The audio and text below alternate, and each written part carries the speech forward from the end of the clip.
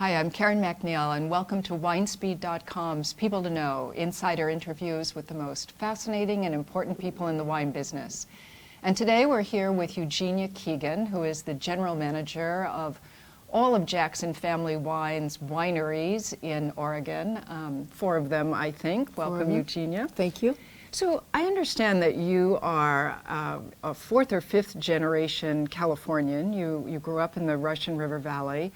So it seems like making wine, was it a foregone conclusion? I don't know that making wine was, but I think agriculture was. And 5th generation from Sonoma County, and grew up on the family farm, and it was a perfect example of Sonoma County, Western Sonoma County history, from cattle to hops to beans to prunes to grapes, and our family ranch did all of those things over the years. So I grew up with my grandfather, Eugene, for whom I'm named, and hung out on the ranch. And the love of agriculture was steeped in me from an early age.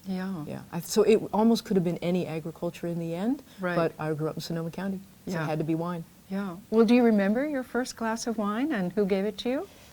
Oh, no, my first glass, no, it was probably my brother behind the barn or something, something like that. No, but I remember the epiphanies of wine when I was about college age, really, and I was in Europe, and I started drinking wine more thoughtfully than just drinking wine.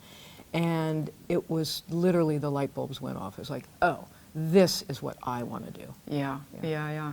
So you're one of the most powerful women executives, not just in Oregon, but in the United States. And actually, in the 80s and 90s, you were one of the few top women executives.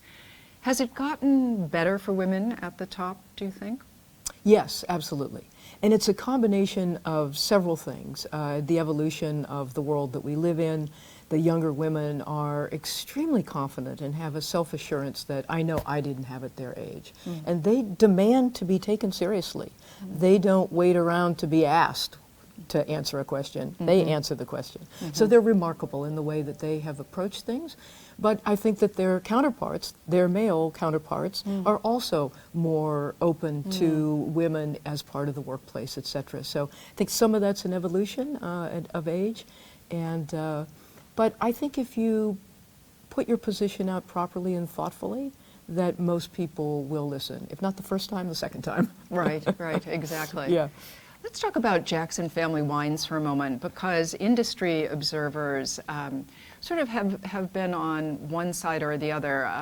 Some people would say that by Jackson Family Wines coming into the Willamette Valley, they gained some cachet for the company. And other people will say it's sort of the other way around, that Jackson Family Wines coming into the Willamette actually helped the Willamette Valley get better at its game and become a little bit more international, a little bit more sophisticated.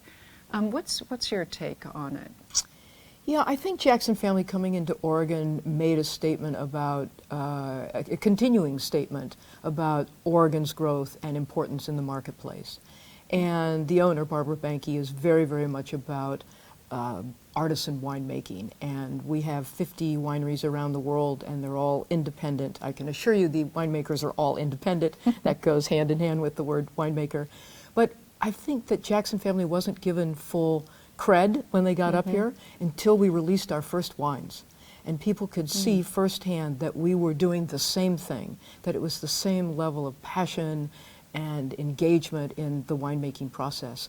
Add to that their international reputation. And at that point, I think people realized that they had an opportunity for the Willamette Valley to be far more exposed through the network called Jackson Family Wines. Right, yeah.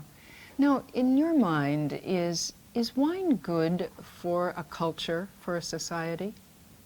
Oh, good. Mandatory. Not just good.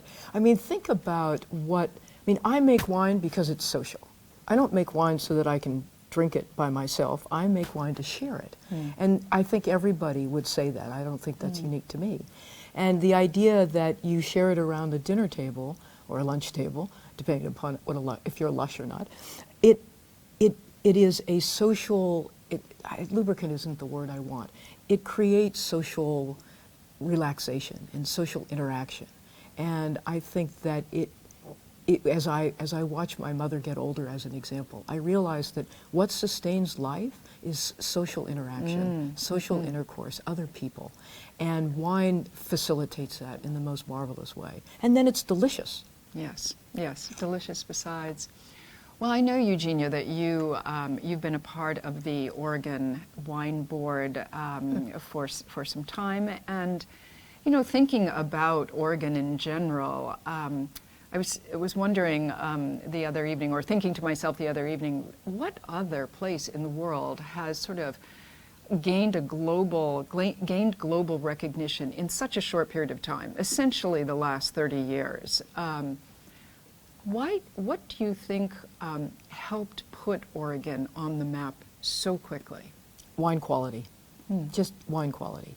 And even to this day, as we're gaining more of that reputation, the winemakers are so focused on growing the finest grape that they can and making the finest wine. It's such a clear vision for everybody. Now, defining what's the finest, obviously, is individual, but everybody is focused on the same end game, great wine, representing the place that they come from.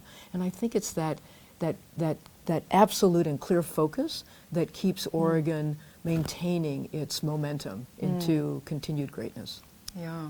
You are, of course, a businesswoman, but you've done almost everything in the wine industry, including make wine. You had your own brand.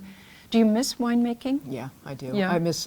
I'm fortunate that at JFW, I'm the head of the production silo, so grapes and wine making are really what I mostly do for the company, and I have 4 exceptional winemakers that report to me.